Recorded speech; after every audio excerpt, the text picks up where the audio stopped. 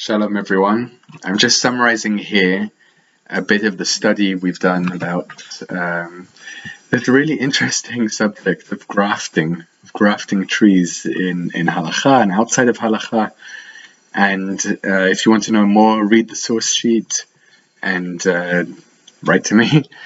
But I just want to summarize some of the ideas that came up. And we have this this prohibition against mixing all kinds of things, against mating different animals together and planting different seeds together, and included in that is grafting different kinds of trees together.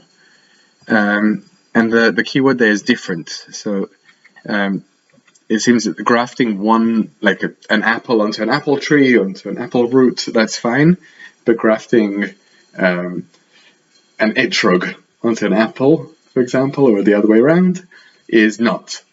And we have to start thinking why that is. And the traditional answer is all about keeping nature as it is. Okay, God created the world with every tree and its species, and God said that is good, very good. And so changing that is a kind of disrespect for the order of creation. And just to give you a sense of how serious this is, I'll say, first of all, there's different opinions about everything, but Maimonides, Rambam, for example, says it's just, it's forbidden for this thing to exist in your possession, right? You have to uproot a fruit tree if it's been grafted, even though usually you're never allowed to cut down a fruit tree in Jewish law. But if it was grafted, yeah, that's a terrible thing to have. And even there's a whole set of traditions, and I won't go into it now, but from the Talmud onwards, there's a whole set of traditions that say it's forbidden even for non-Jews. Right? This is one of those weird things where Jewish law has a category for non-Jews as well. Non-Jews should also keep this law that it's forbidden to graft different trees together. And I've been reading all these rabbinic sources and everything, and they sounded a bit disconnected from reality. So then I started reading all sorts of gardening guides and tree keeping guides. I recommend the University of Minnesota grafting and budding fruit trees guide. But I learned lots of interesting stuff there. And also from there, it seems that the same principle really applies in the world. Okay, so like grafting very different families of trees together doesn't work. The trees don't like it. But apples on apples, yeah, that's great. And that's even the only way for an apple tree to continue to exist in its own way, right? If you just plant the seed, it doesn't, it changes from the tree to the next tree through seeds, but not through grafting. And just I was watching all these videos of how grafting works, and I'm like, wow, nature is amazing. It's amazing. And that's what I like about studying halakha, is when it reminds you to look at the world itself and not just stay in the books. And we have all sorts of blessings that remind us that the world is amazing, right? Going from the world to the religious, and from the religious to the encounter with the world.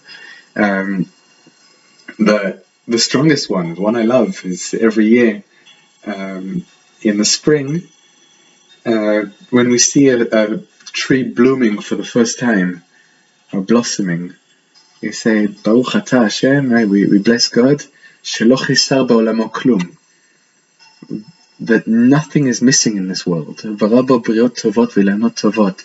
And you created, God, these amazing creations and wonderful trees for people to enjoy. And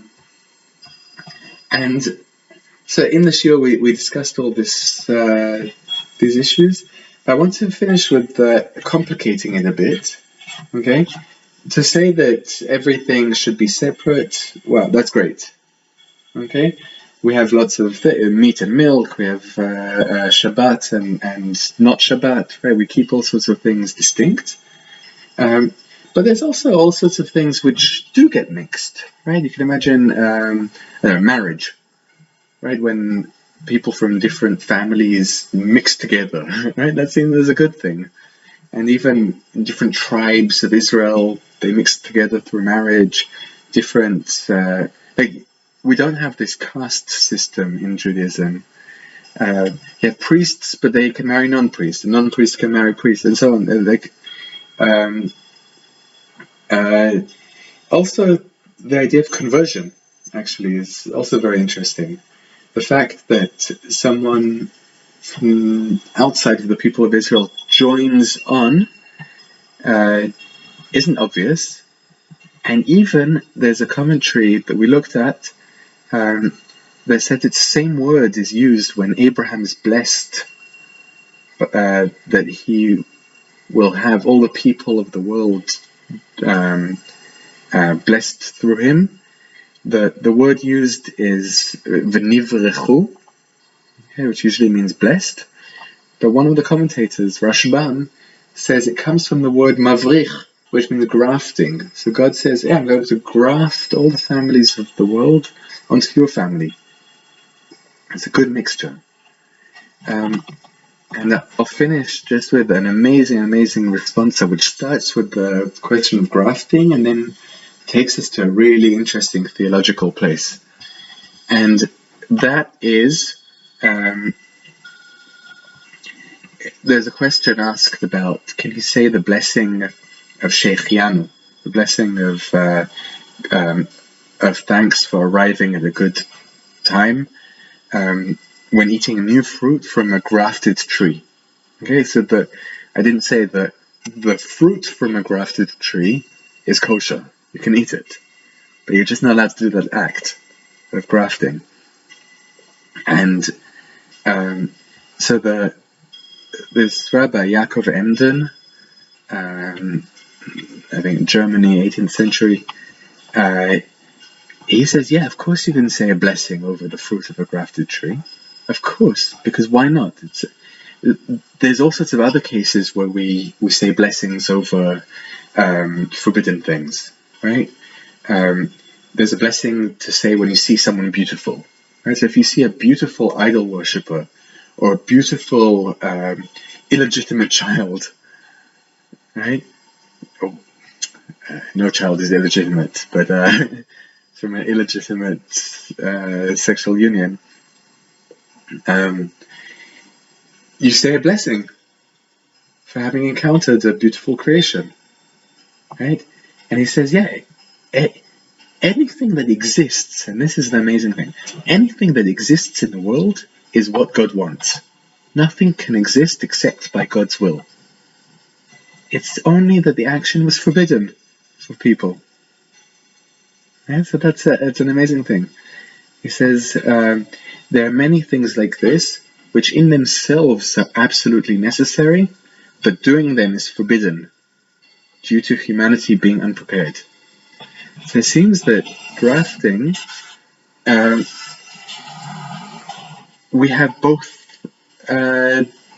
messages here. We have a message that says, yeah, keep everything as it is, and we have a message that says, actually, being a bit rebellious, or also to people who don't keep that and do change the world, is also for the best. So, interesting stuff. Read the source sheet if you want to know more. Speak to me if you want to know more. And thank you very much.